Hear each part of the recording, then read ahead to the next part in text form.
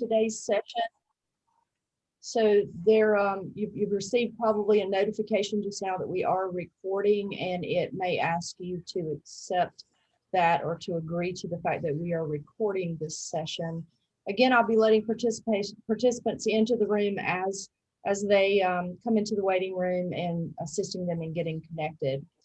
First of all, I want to welcome you to today's section.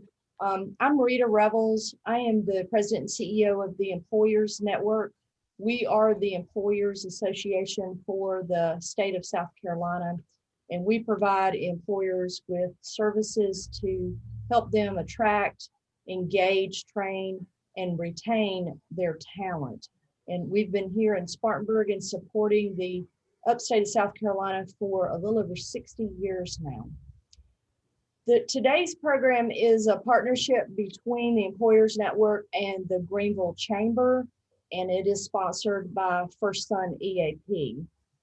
First of all, I'd like to thank you for attending the active shooter response training on June the 25th. That was a great class. We had great participation, great attendance, and we have received several requests to repeat that training.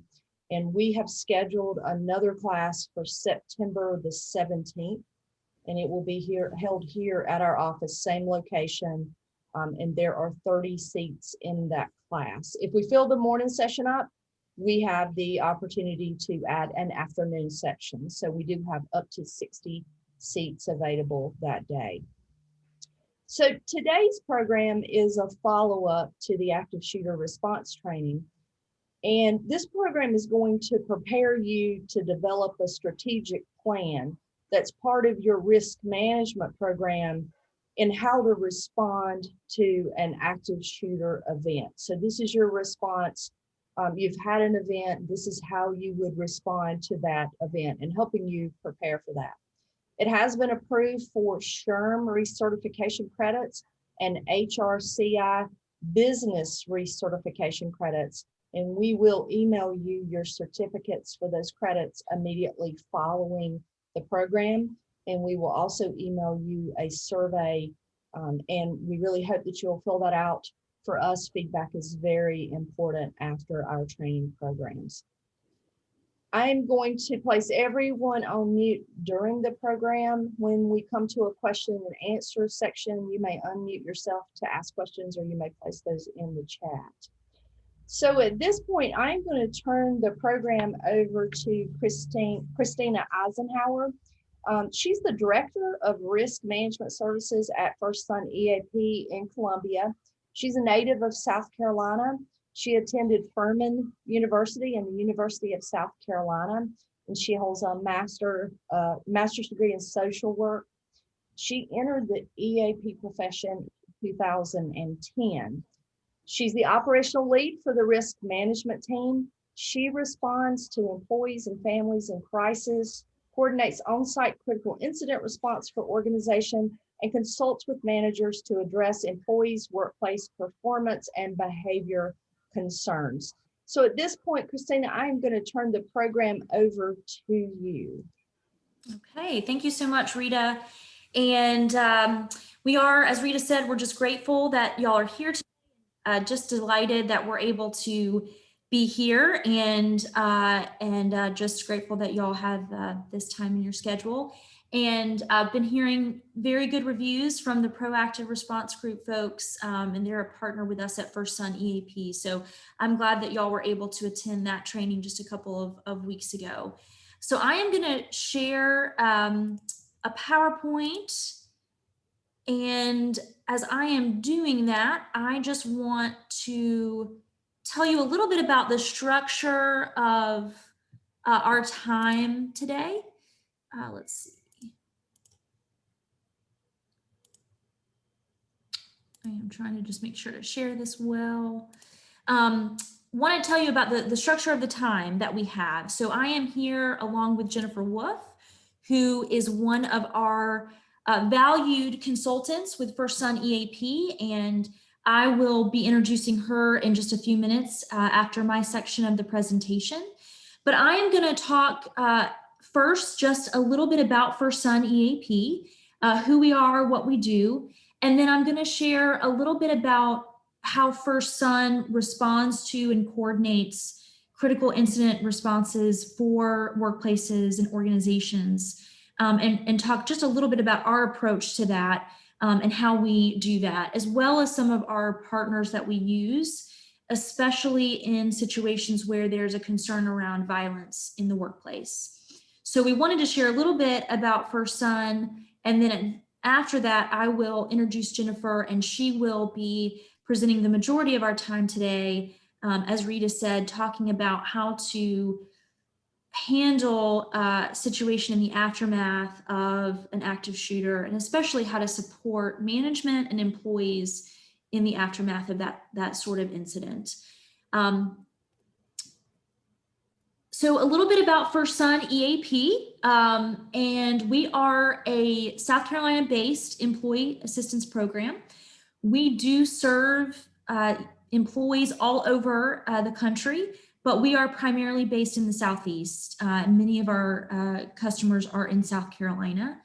And we are a traditional full-service EAP. And what I mean by that is that we have a spectrum of services available to individual employees and their families through counseling services and life management services, as well as supportive resources for management, leadership, and human resources through management consultation, the case management of workplace referrals, and also critical incident response, as we're going to be talking about today.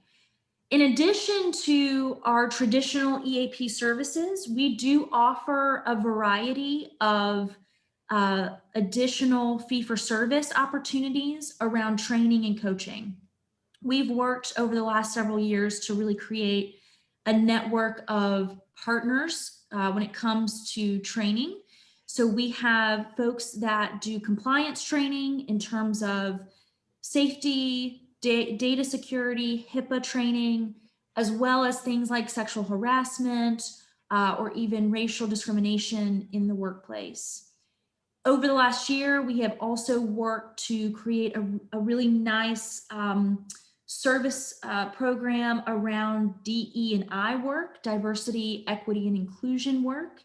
That includes educational videos for employees, as well as leadership tools in terms of leadership coaching, strategic planning, and training for leadership to create a more diverse and inclusive workplace.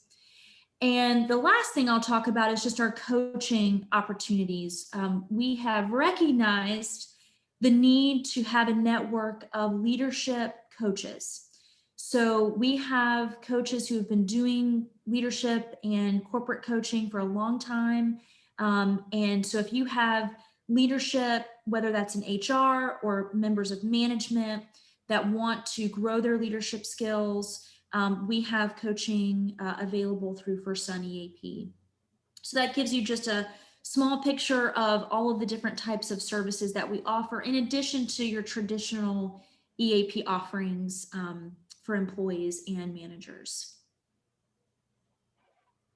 So to shift to the topic for today, I did want to just spend a little bit of time sharing with you about how First Sun EAP responds to critical incidents. As many EAPs do, we do provide critical incident support. You may also hear the term disruptive event management. That's another term in the EAP and workplace field. Really, all that means, it's an incident, an event that has some sort of disruptive impact to the workplace. And as you can imagine, that could be many different types of events and could have varying levels of impact. So, you may have an event that only impacts 1 or 2 employees in a work site, all the way to the entire workforce or entire work site is somehow impacted by this event. And at First Sun, in addition to incidents of violence, which I know is our focus for today, some of the most common critical incidents that we respond to are employee deaths. So that is typically deaths that happen outside of the workplace. but it can be incidents where maybe there's a medical emergency, medical event that occurs on the work site, an accident on the job, robberies. So we serve a lot of banks and credit unions where that's unfortunately a very common occurrence. And we also consider layoffs and reductions in force critical incidents because it's a disruptor to the workplace for the folks that are impacted, as well as the folks that are not impacted and who are still on the job. When First Sun responds to a critical incident, the first thing that happens is a management consultation. And this is an incredibly important step in this response. You know, this is where we're getting that initial call from leadership or human resources about the incident. And our goal in that conversation is to really understand all the details that we know at that point about what's happened, who's been impacted, where are things now, and that is going to help us best determine the next step. So what are we going to do next to support the workplace or support the direct employees that have been impacted? So as much information as we can gather from the workplace at that point is incredibly helpful. Now, sometimes there's not a lot of information that's known, and that's okay. You know, every situation is going to vary in terms of how much information the workplace even has about the incident. So in a situation, especially like a violent situation, like an active shooter, things may still be unfolding in a way where there's not a whole lot of data that we have or facts to share with us. But that in and of itself is important data for us to know how we can best respond if an event is still unfolding. And the reason that we want to know as much as we can in that moment is we want to be able to determine pretty quickly with the company, what do we do next? How can the EAP be the most helpful? Sometimes that may be not an on-site response. There are some situations where it's that management consultation, walking that manager through how to support their employees and worksite, sending them information about the EAP. It may not lead to an on-site support response. But if there is a desire and it's appropriate and we determine the best way to support the workplace is through a critical incident response, then we will talk about the best ways to do that in terms of timing of that and also how to do that best. One of the silver linings, I suppose, with COVID-19 is that it really pushed us at First Sun to figure out how to provide critical incident services virtually. We had never explored that before last year, but we really were pushed into that, as many companies were pushed into doing things through virtual options. And so we do still have those options available. So when we're talking with a company about critical incident response, we can come on site, but we can also provide virtual support as well. And for some customers, that is going to still be what they prefer. You know, we still have a lot of customers that remain remote. So even if there is some sort of event that takes place for the workplace, their employees are still working at home. They're not in an office space. And so virtual options remain to be the best fit for them. So that's part of that consultation, is figuring out how do we want to provide that response and what that's going to look like. So we do have on-site and virtual options still available. And when we go on site, again, every situation is unique, and we're wanting to determine the best way to make this happen for that particular customer. And Jennifer will definitely talk specifically about how to support employees in the aftermath of an incident. But what we typically advise or recommend is some sort of conversation with leadership. So whoever's going to go on site, whether that's a First Sun staff member or a consultant like Jennifer will do for us, we want to have a conversation with leadership, management, because we recognize that management also needs support in the ways that they, just as an individual that's been impacted by this, but also managers have that added responsibility of taking care of their employees. And so we want to have that conversation with management on site if we can. And then we do like to provide, if possible, some sort of group response, and it's voluntary, folks get to choose whether or not they want to be a part of that. But we do find that a group response can be incredibly helpful. And what's happening in that group response is not necessarily therapy, but it's a psychoeducational opportunity to have folks process what their experience is, and then shift into talking about resilience and how do you normalize what you might be thinking and feeling, and then also guiding them towards some ways to take care of themselves in the aftermath of this incident. And then after a group response, we typically like to have that consultant be available for individual employees to come to them privately if they want to talk one-on-one. Again, that's what we like to have happen, but it doesn't always happen that way. And there's some situations where groups just can't happen for some reason, but we can be available one-on-one for people on site. And then the last pieces that I'll share about First Sun is, because we are talking about active shooter events today specifically, I wanted to share about the partners that we work with when there is some sort of threat of violence incident. We have a couple of different partners. Proactive Response Group is one of them that we use to handle consultations when there's a concern about violence. That can happen on the front end, meaning we may have an employee that's just, exhibiting some concerning behavior, but they're still employed, and the customer may want to engage in a fitness for duty evaluation. So we have partners that we will refer to for that type of intervention, where you want to retain the employee, but you want to make sure that they're psychologically fit and safe to be at work.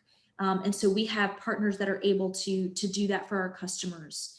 We also have partners that are able to do more generalized threat of violence assessments. So there may be a concern about an employee who's still employed, or even an employee that may have been terminated or resigned, but there's still a concern from the workplace that this person could pose a threat.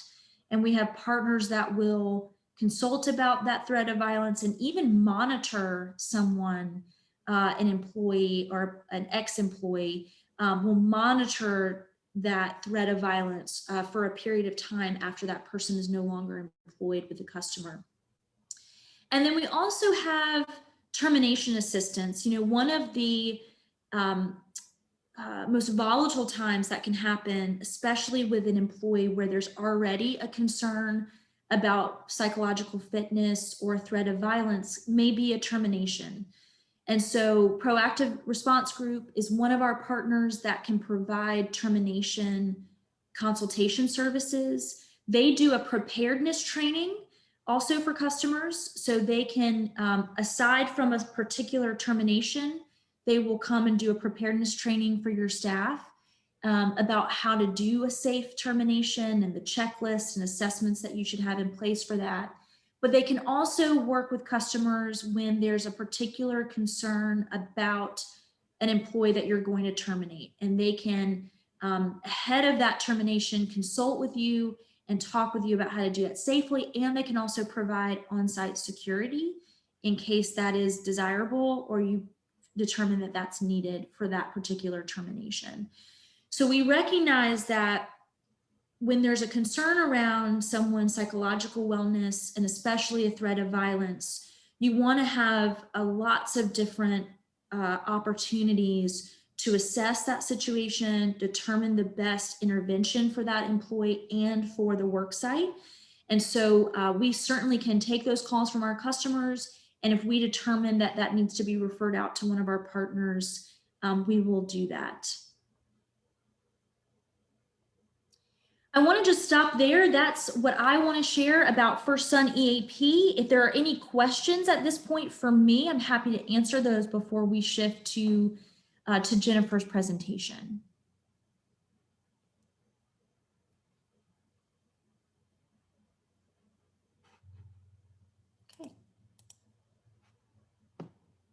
All right. So one of the benefits at First Sun that we have is that we work with just amazing EAP providers, not only for our counseling services for employees and family members, but for our critical incident response services that we're talking about today. And Jennifer Wolf is one of those. I would venture to say, on a personal note, one of our most valuable consultants that we have in South Carolina. And so I wanted to share a little bit about Jennifer before I turn it over to her. So Jennifer Wolf brings over 33 years of administrative and clinical experience in the behavioral health field. She's worked both in the public and private sector. She has served as a senior crisis consultant for many national companies, including EAPs, conducts threat assessments for workplace violence, and serves in the behavioral health field for the South Carolina Army and Air National Guard, and has been conducting critical incident response services for over 20 years. Jennifer works primarily and has worked actively with law enforcement, first responders, and military personnel in the aftermath of traumatic events. She has been involved in national events like the Boston Marathon bombing and the Charleston church shooting just a few years ago. She is an LISW, so she is a clinician as well, and has served as an instructor at USC, and she's a certified trauma treatment specialist, one of just a handful in the state of South Carolina. She's a board member of the Association of Traumatic Stress Specialists and serves on the medical advisory board for Blue Cross and the Institute for Building Resiliency Through Trauma-Informed Practice at Columbia College. And so, again, on a personal note, we love Jennifer at First Sun, and she knows that when we have situations like this, she is typically the first person that we reach out to see if she can go on site for our customers. And so we're just really delighted that she could be with us today. So Jennifer, I will work the PowerPoint and you just tell me where to go. Wonderful, wonderful. Well, thank you so much, Christina, for that introduction. And I'm very humbled when I hear that. I present, yes, I have this and that and the other, but my most important qualification is being a human being, just like everybody else that has joined this webinar today. And even prior, when we're talking about active shooter and how we care for people, we were having discussion, and I wanted to throw that out in the initial part, that this has happened recently in the Spartanburg area, and I'm extremely sensitive. My son is a rising sophomore at Wofford College, so it immediately hit me as a mother, as a human being, that this is not solely just happening in workplaces. It is happening everywhere, and what causes atrocities and people to snap. We're going to talk some about that, what the risk factors are preventatively, what as companies you can do, but most importantly, what do you do in the aftermath when you've survived something like this? So this type of trauma. I want to leave time also for questions afterwards as things come up. I also want to give the disclaimer that this is a tough topic in itself. This deals with threat and safety in human life. So please, please, please take care of yourself. We all have stories. We all have things that we bring to the table. So this may very well, I always say, it brings things to the table, triggers for folks. Please do whatever you need to do to take care of yourself, even during this presentation. So next slide, please. Okay, so let's talk about, why do we even talk about this? You know, why active shooter? Let's talk about first what they are. Is that when an active shooter comes into a workplace, their main goal is to And the first time I heard this, it made my skin crawl a little bit. And hopefully it's to kill as many people as possible.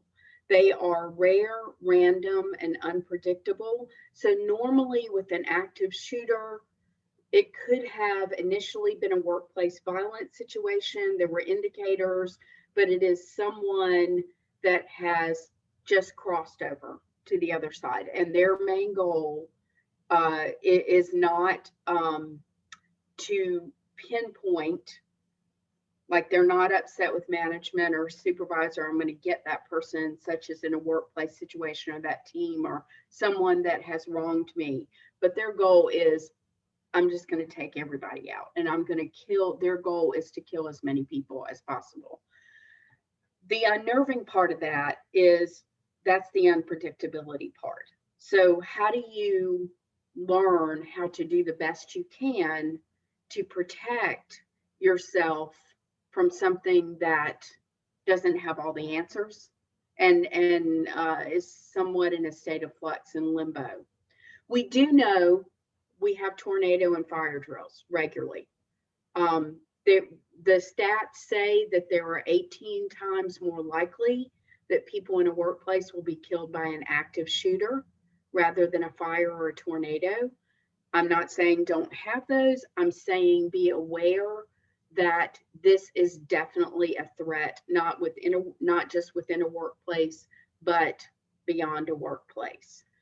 900, I think the stat said in about 20 years that at least 900 people have been killed from active shooter incidents. Multiple have been injured. I think it's 1,500.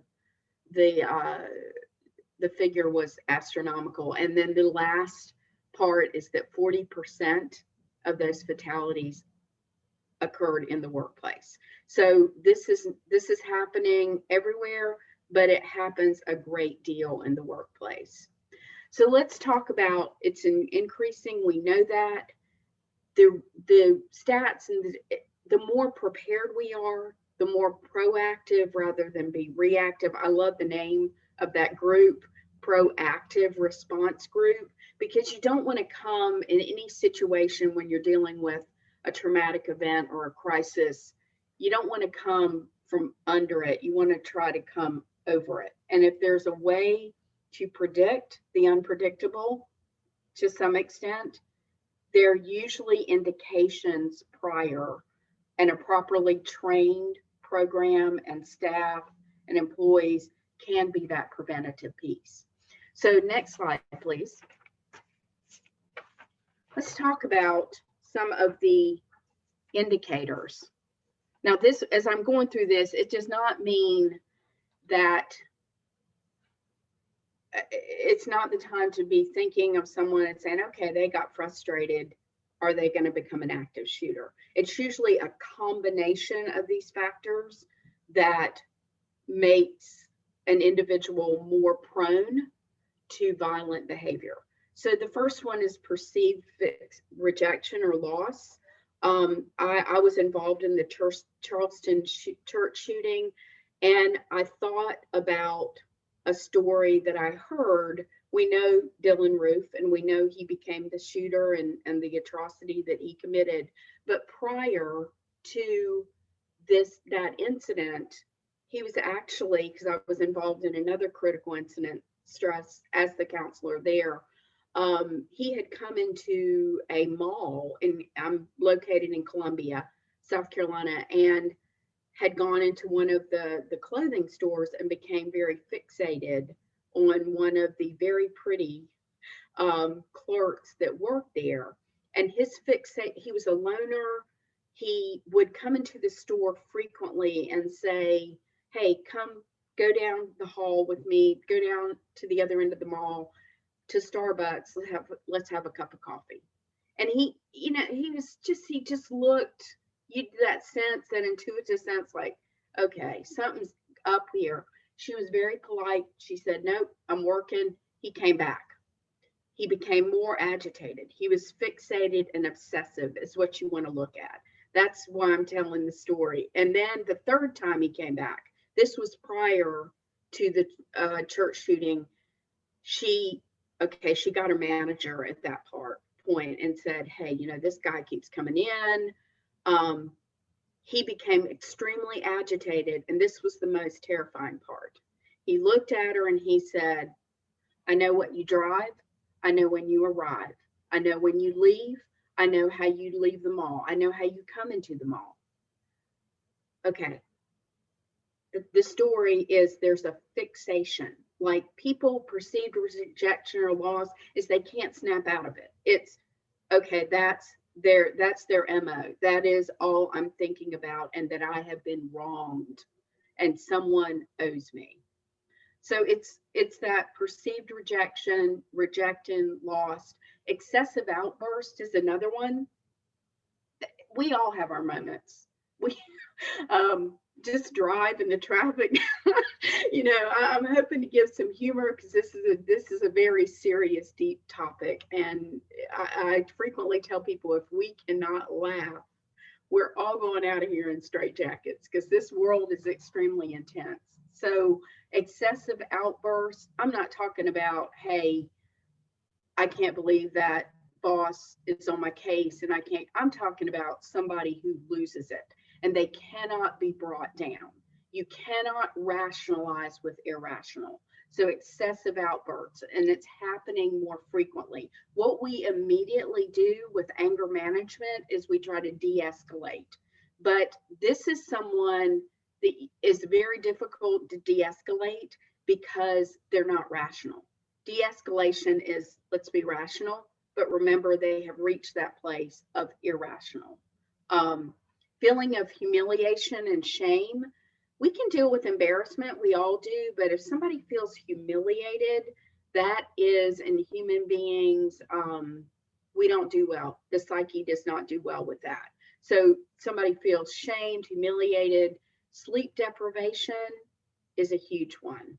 Somebody looks like they've not been sleeping, and then they're going through some other life stressors. We all need rest, and stress coupled with sleep deprivation at a combined level with other life stressors can send someone over into a delusional psychotic state. So you need to really, okay, and we'll talk about Maslow toward the end, think Maslow.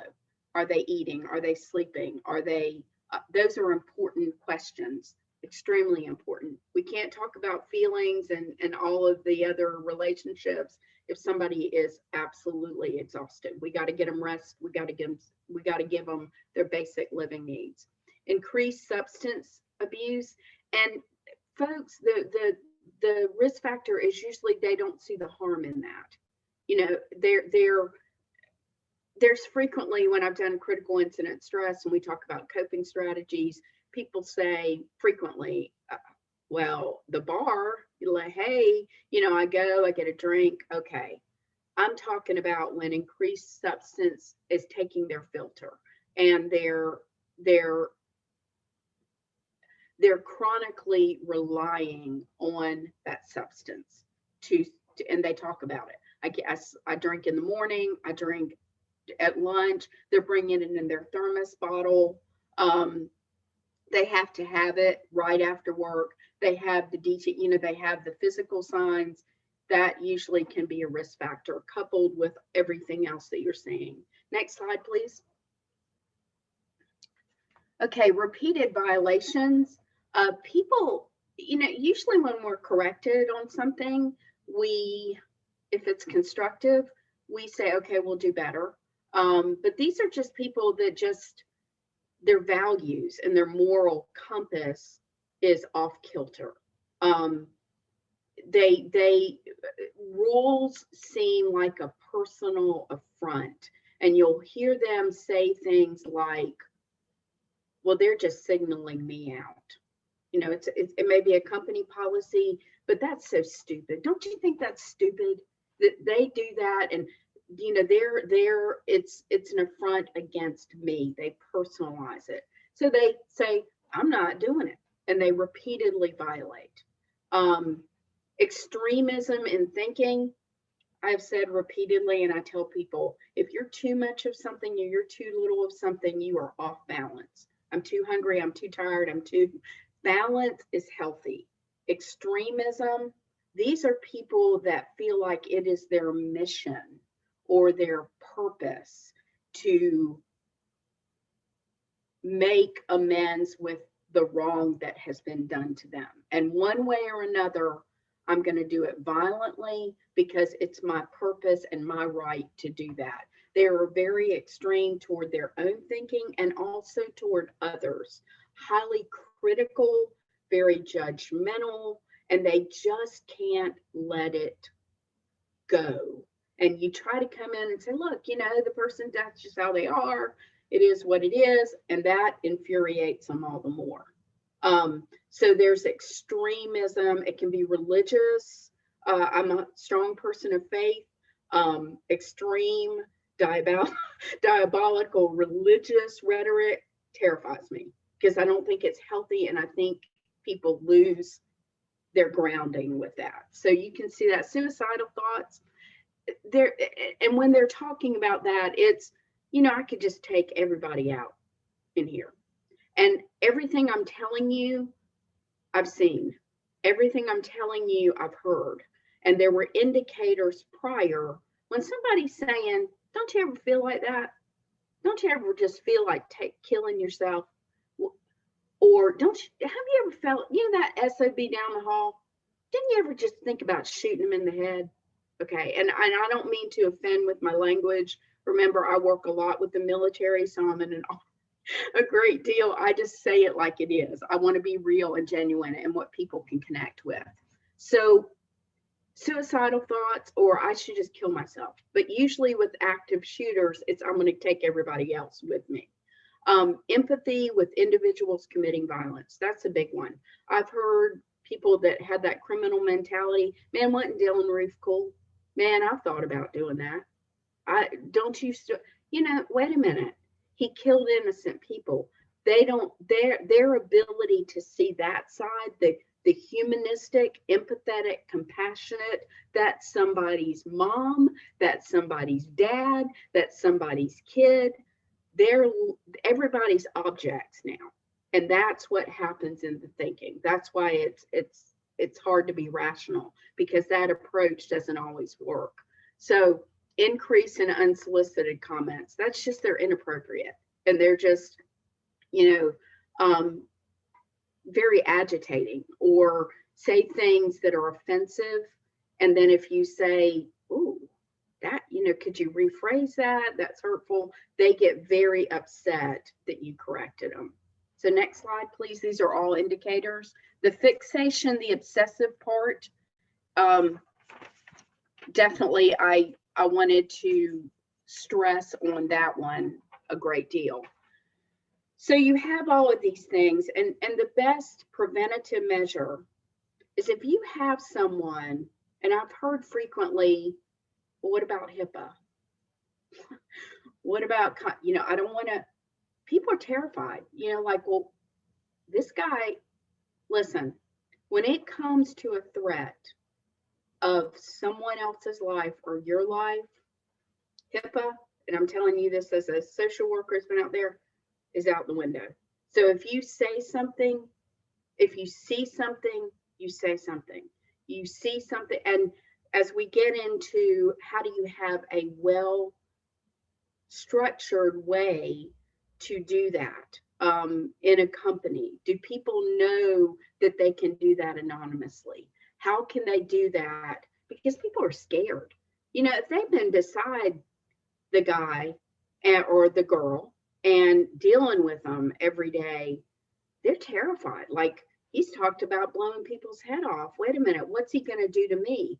I was in a situation yesterday where there was an attempted suicide and the guy had a gun. He didn't kill himself, but the manager called law enforcement, did exactly what he was doing. The guy's hospitalized now. He has a mental illness. He needs to be. But the manager was struggling with, well, what's going to happen when he gets out of the hospital?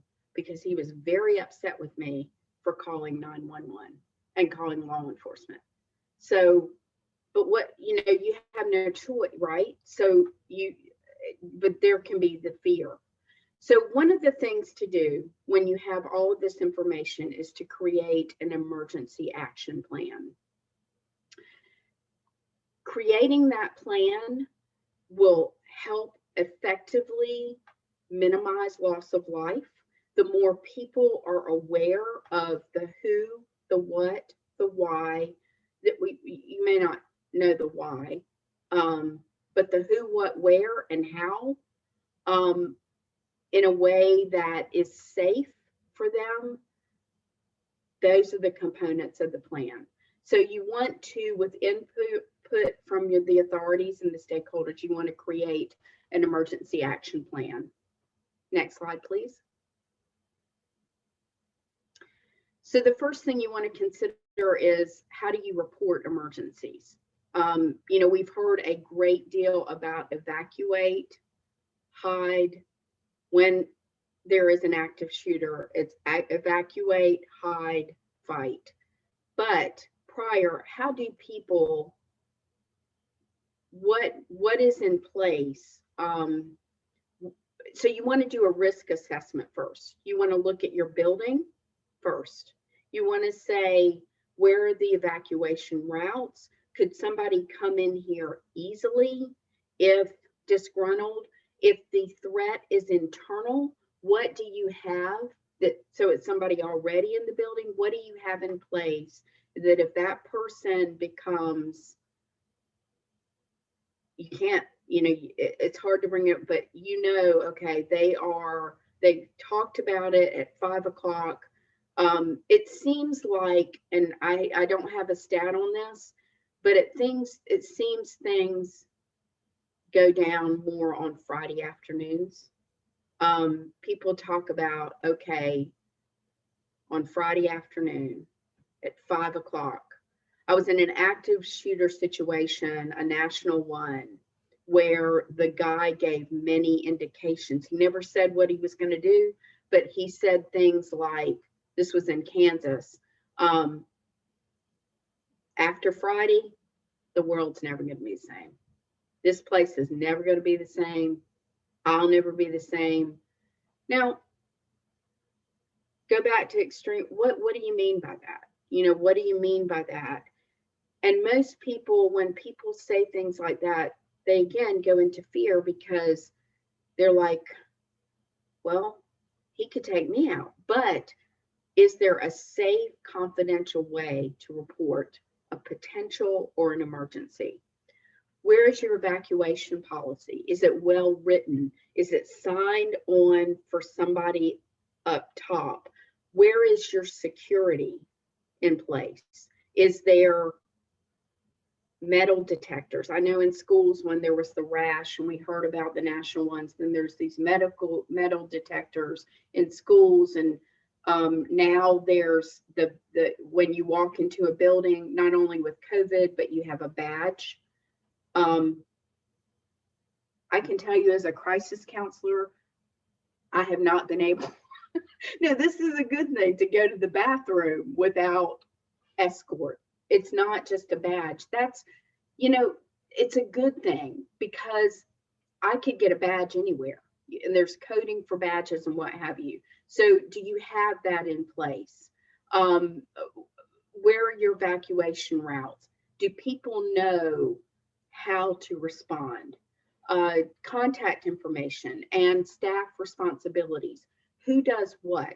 What does HR do? What do I do as an employee? What does the CEO do? What does management staff do? And we're gonna go some into that. But do people know that? And then information for local hospitals.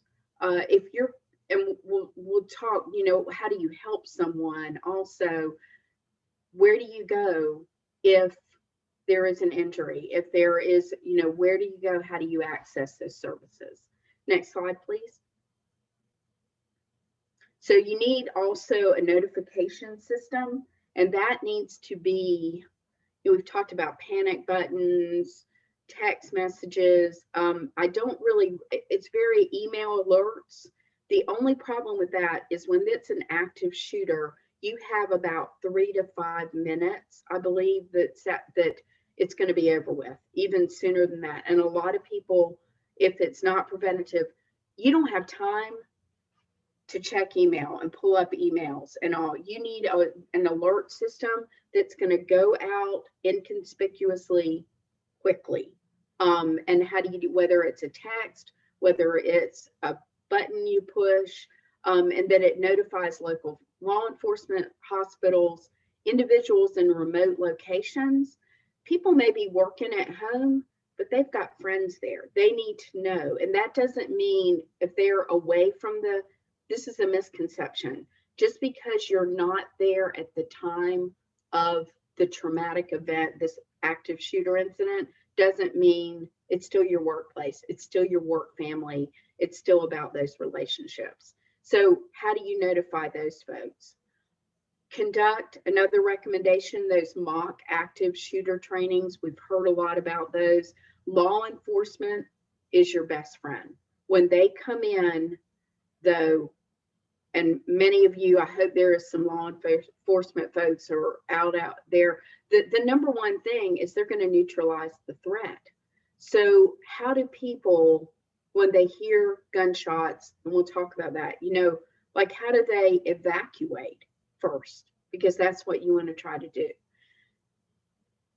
I've had a situation, and it's immediately what we do, and I'm going to pull mine up. We are like glued to this phone, and we think it's our lifeline. So people are no different. I grew up in the days of slip and slide and pay phones, and we were a lot better. We talked to each other. So anyway, the thing you don't want to do when you're evacuating is grab this or your belongings, or you want to assist the people that are struggling. But remember, law enforcement is going to step over people that may be injured, dead, what have you, to neutralize the threat. They don't know if you're carrying this, that you're not a threat too. So what you want to do is hands up. And that's when you're evacuating, hands up. As you're, if you can evacuate.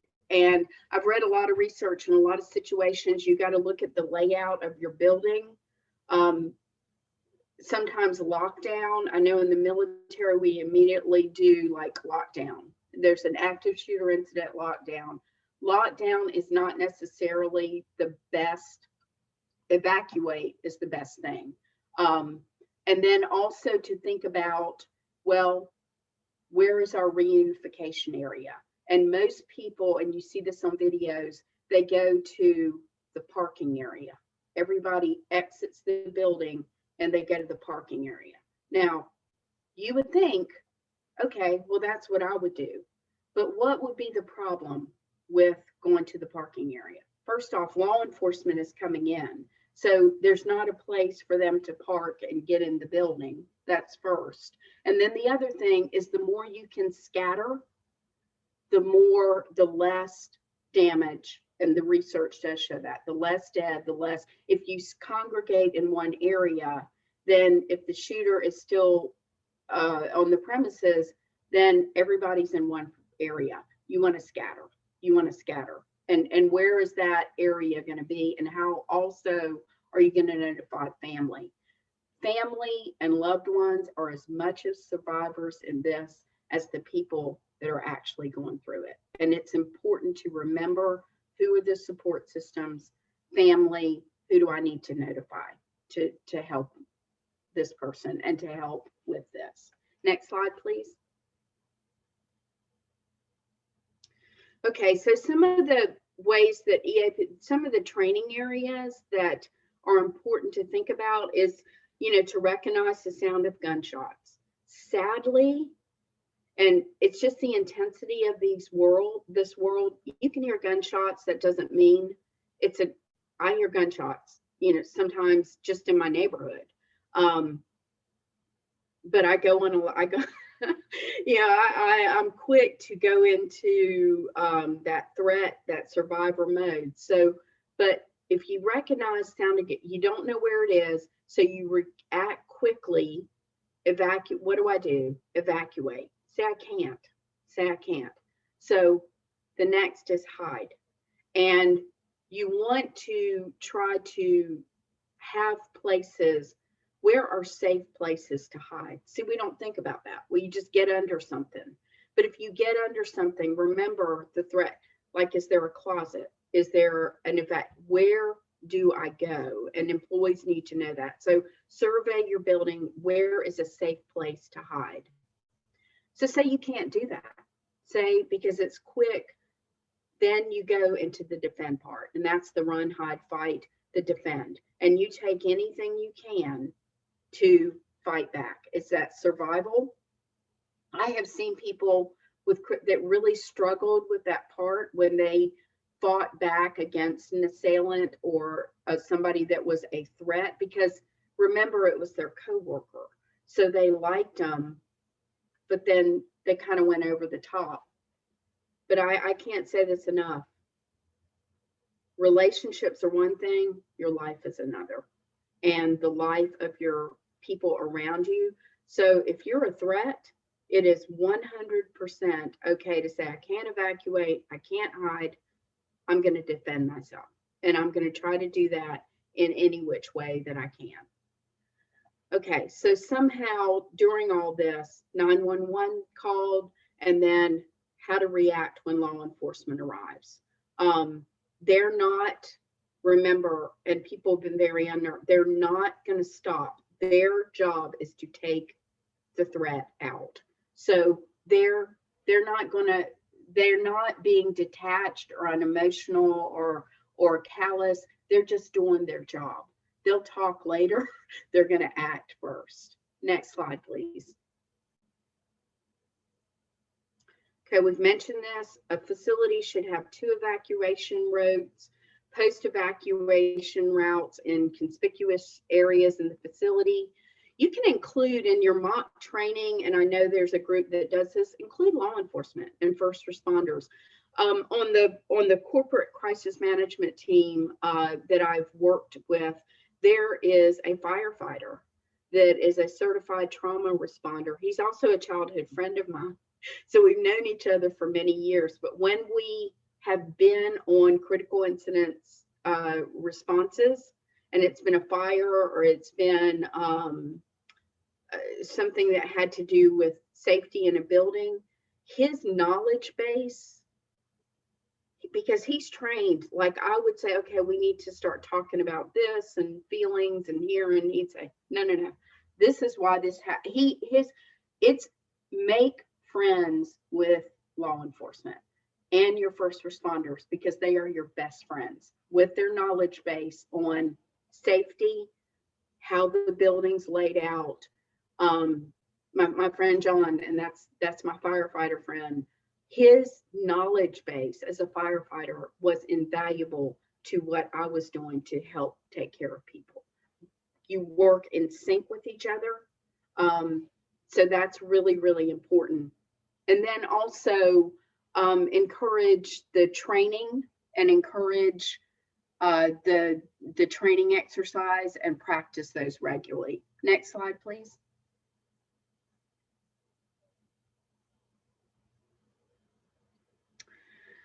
Okay, now you have your human resources. So say you know all this. This person, it's tough. First off, HR has a tremendously difficult job because, and they get criticized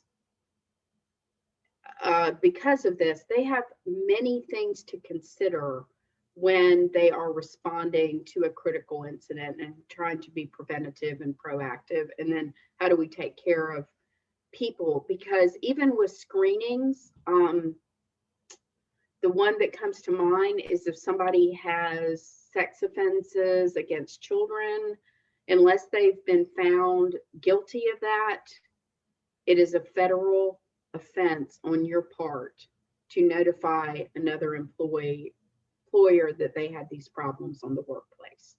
I'm hoping that's changing. I'd have to research that, but that's the world that we live in, that many times employee screenings and background checks, not if somebody's been charged or there's suspicion or there's been complaints filed, all of that is hearsay. but they've actually had a problem. And then you can't disclose that.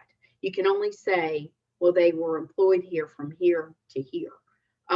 So employee screening and background checks, that's where you want the professionals to come in that don't have to follow the same thing to say, yeah, okay, I'm going to do an evaluation on this guy, or I'm going to get a thorough history. You're not in it alone. So appropriate screening, create a system to report signs of potentially violent behavior. Make it simplistic for people where you don't want to scare people. You don't want to create an energy where everybody's looking at everybody. But if you see something, say something, have it alert, have an alert of some type, or a training, or however you want to do it. Just, if this person is repeatedly kind of having a bad day, or they're saying any of those things first time, that report it. And how can I do that? Again, people are scared. So how can I do it without repercussions to me or my family? Because that's what they're going to care about first. They may know it, but if I think you're going to know it's me, because again, these people, you can't have a rational, they don't want attention. Then if they're thinking you might get my kid, where my kid lives, or they go to school, they're not going to do it. We're going to try to protect ourselves and our own first. So you have to make it safe, make counseling services available. People need to know about EAPs, and they need to know where they can go, that it's not of a cost to them. There's a number to call, and that it's not just critical incident. There's a conglomeration of services. And where do they go? What do they do with that? So that is very important for folks to know. And then a plan, HR responsibility, develop an EAP that addresses what do you do before and after an active shooter situation. And we're going to get into that. The next slide, please.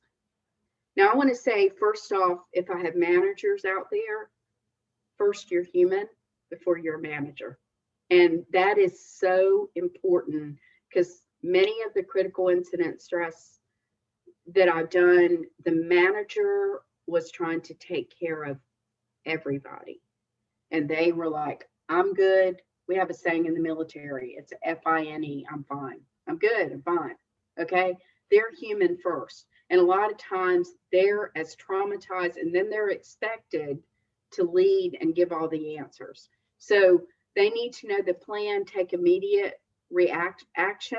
I asked my husband, who's a manager, I was quizzing him on this last night. He's at a sporting goods guy. I said, what's the first thing you would do as a manager if an active shooter came in?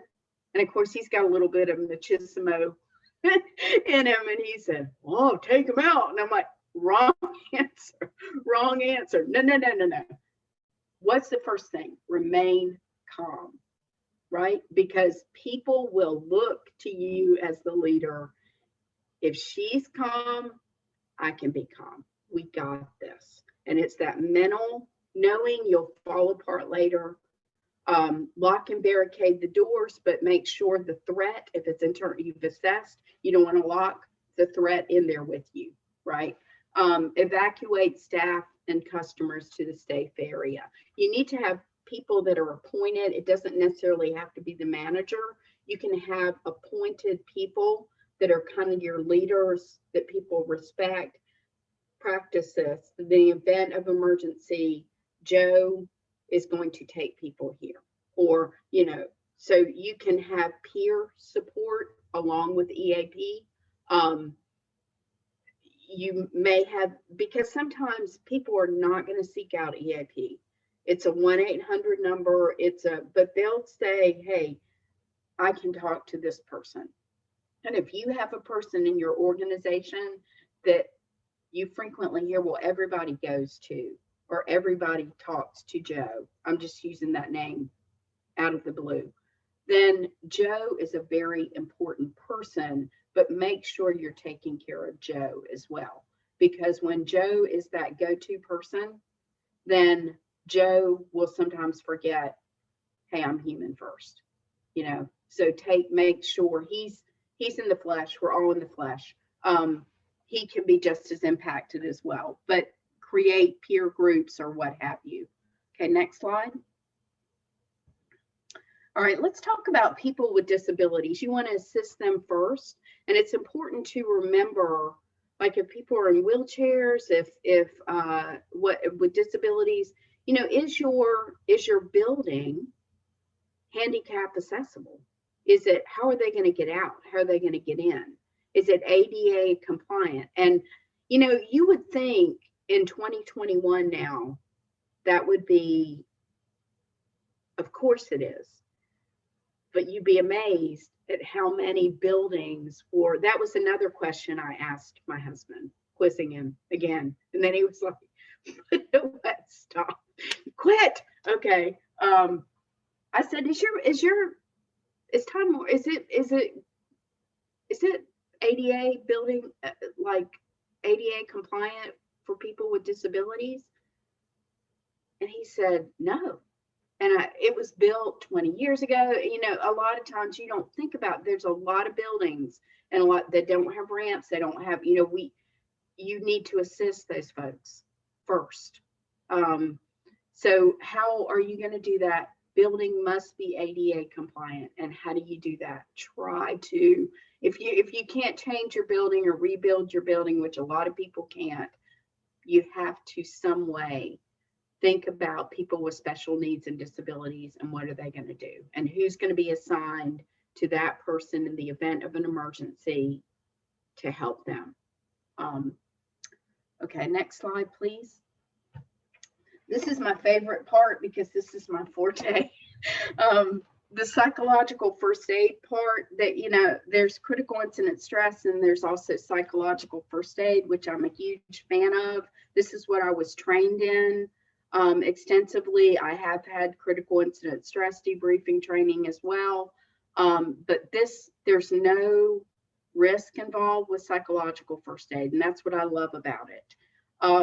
I think in a lot of ways, it's a very fancy name for what we need to be doing for each other all the time, because it has to do a lot with relationships and caring for people and supporting people, and loving them through things, not necessarily over things. That's really important. But the psychological first aid, all right, so this has happened. You did all of it and it still happened. And I want to say something, you cannot 100% prevent anything because we don't have total control of anything.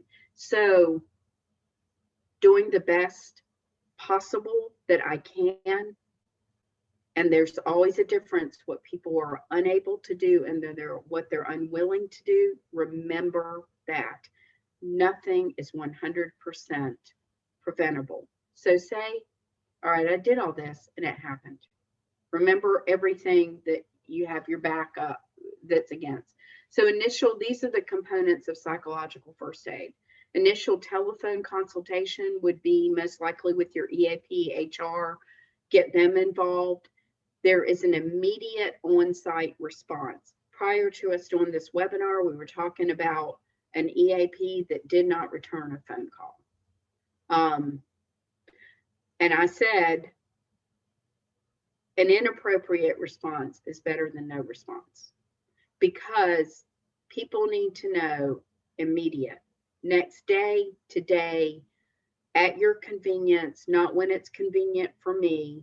Crisis and helping people means I adapt to what you need. You don't adapt to what I can do. I do for you what you need. And that's the difference. Immediate telephone screening availability, humanitarian assistance. You know, sometimes we think in the middle, and it's a group and it's an individual, but we don't think about humanitarian assistance. The same incident with the firefighter friend, it was a fire in West Virginia, people lost everything. It would have been inappropriate to get them all in a circle and let's talk about normalize and cope. Those people did not have clothes, they did not have food, they did not have, so humanitarian assistance, go to Maslow, What do they need to live? That's where you go. Humanitarian assistance, bring in Red Cross, bring in whatever you have to do, make them with you as a team. Crisis response, that goes with the immediate on-site response. Psychological educational briefing. It's important to identify who are my primary impacted and who are my secondary impacted. There's a misconception sometimes that everybody who goes through a traumatic event is going to be traumatized. Not necessarily so. Some people may not be, that everybody's going to process differently. So who are the people that were closest? Where was their relationship? Who is the injured? You know, what do I need to do? The secondary, the ones that are out, that it happened, but they weren't there, and I'm okay, but I'd like to know some knowledge moving forward. You could do possibly a psychoeducational. So with the primary impacted, you want to do something more, you're going to get something more intensive. In the military, we call it a TEM group, traumatic event management, and it's a closed group where there's much more, it's extremely confidential. And it's the primary impacted are those that are more directly impacted. So the post-trauma counseling, it doesn't stop after that. The group, individual, you've done all that. It's a continuum. So you may be fine. People usually say, I'm good, I'm fine, but they're also in shock. That's a very real, so it's the next day, I'm falling apart. The next week, the next 6 months, why am I thinking about what happened? Anniversaries, some for that funerals, memorials, anniversaries. It's extremely important to get input from people. What is most honoring to this person or this family or this group or this? In other words, you don't want to do that as a checklist. You don't want to do it. We've done it. It's over, because Christmas is coming, birthdays are coming, the date.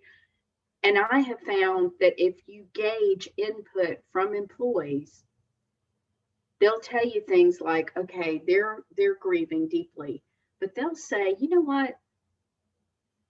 Okay, Christina, I'm gonna pick on you. Christina over there, she would think if y'all gave her some memorial, she just think that was stupid. Okay, I'm just gonna tell you, this is the rhetoric. If you ask people, that's not gonna mean anything to her. But you know what? She was big into this charity and she talked about it all the time. Let's give something in honor of her there. Use that as you create anything. Maybe they talked about their kids all the time. I frequently tell people, because, you know, they say, well, they're gone, they're dead. People plant seeds while they're here, and the seeds are still here. And that's what I say, you know, they still got kids, they still got families. And in a way, the best way that people heal is they continue to give to those seeds. Because the reason, you know, it doesn't matter what the circumstances are, there's seeds running around that have been planted. And it's important to continue to nurture those. So follow-up debriefings, we do that as well. 6 months, a year, checking in, how you doing? Reaching out to each other, because usually people, again, I'm fine, I'm good. Return to work. I am not a fan on people staying out of work. And I'm gonna make sure we have time for questions as well. Again, it's okay to take time to regroup, to self-care, but people that stay out of work a long time usually do worse than better, because if you get back into, yes, into what you know, and we're still here, it's a shared experience. Everybody's going through the recovery in their own way. You can do some things to change energy too. Like, people may say, listen, I think about Columbine when I think about this. I can't walk into that lunchroom. I cannot, because all I see is my friend, or I see. So what did they do? They changed the school.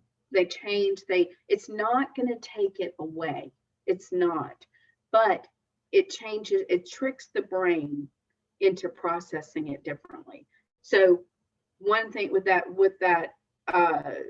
manager yesterday is he was real spooked about his desk being by the window, because he had this vision of the guy that he called 911 on was going to come back and shoot him from the back. So part of what I did meeting with him, be very creative and adaptable. It was very powerful. It's not just the nature of just talking. I said, what if we move your desk? And he's, move my desk. I said, yeah, why don't we just check? I didn't know if it was going to work or not, but it helped him. And he said, yeah, that just feels better to me, because he couldn't even get back in the desk because he had this vision of this guy coming out of the hospital and shooting him because they were mad at him for calling 911. Now that's, people, we got to be realistic. People go through things like that, and they do process like that. You do the right thing and they're mad at you about it. So, okay. And then evaluation. And we were with the return to work, we work closely, critical incident. It involves close contact with HR, management, and then follow up. And when you bring in critical incident work, it's not just a one-shot deal. It's a continuum, because people need what they need when they need it. So that's how you want to work with the human beings that you're dealing with. There's also secondary injury that I wanted to mention. Secondary injury is people have reported when they didn't get a card, they didn't get a call, that people were callous toward them, that was as traumatizing as going through the actual event. How we care for people and what we do in that immediate aftermath will definitely correlate into how they do long term. So next slide, please. So we have short-term and long-term recovery. We've touched on a lot of things you want to do short-term. Let's remember one of the most important things.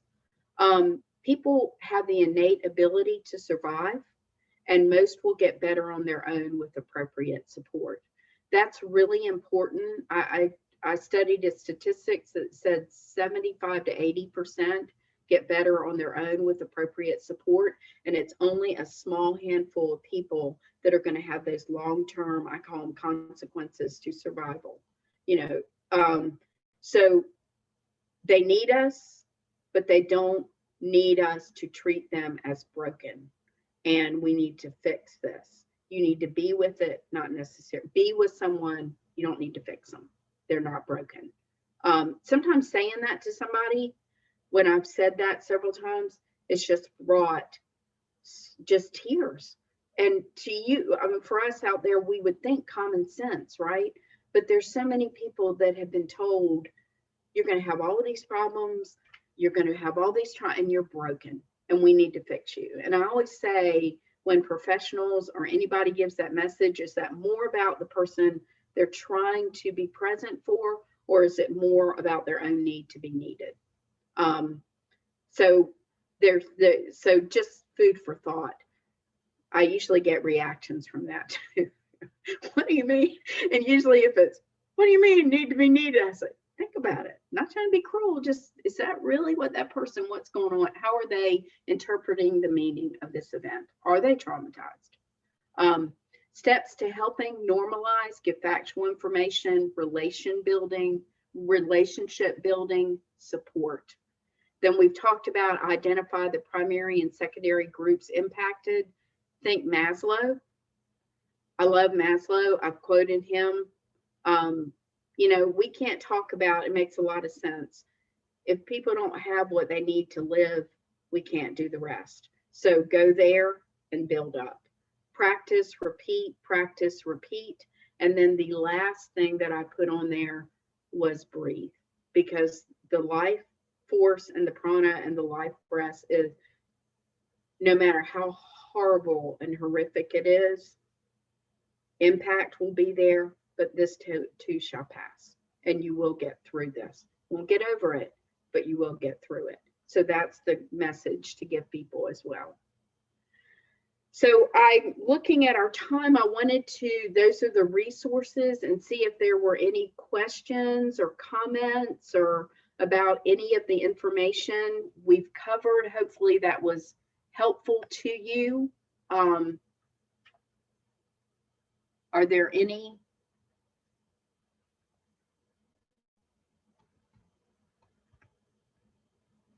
Questions?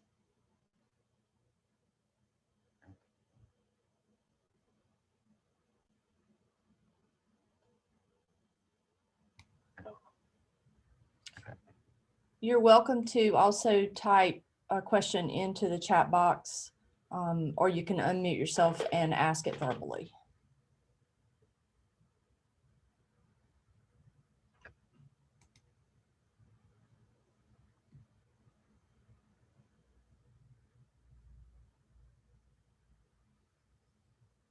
All righty, hearing no questions. Christina, Jennifer, thank you so much for being with us this morning and for providing the wonderful training that we've had. That was a lot of information, and we certainly do appreciate that. Sure. Yeah. As I said in the, we do have a question in the chat. Is there any way that we can receive a copy of the slides? Yes, great question. Yes, I can send that to you, Rita. Okay. And then you can disperse that. Okay. We will send that out. We'll also be sending out your certificates for your HRCI and SHRM credits if you need those, along with the link to a survey to give us feedback on today's training, but we will get those out as soon as we can. And just a reminder, our next active shooter response training event is going to be September the 17th. It will start at 8 a.m. here at our offices on Pine Street. And if that fills up, we will add an afternoon session to accommodate everyone that wants to attend that training. So if you want to put some folks in there, reach out. We do expect at least that morning session to fill up pretty quickly. But hearing no other questions, I hope everyone has a wonderful weekend, and we certainly appreciate you attending the training on June the 25th and then the training again today. And please feel free to reach out to me directly if you have any questions about any other training needs that you may have. Thanks so much and have a wonderful weekend. Again, thank you, Christina and Jennifer. Bye, thank you.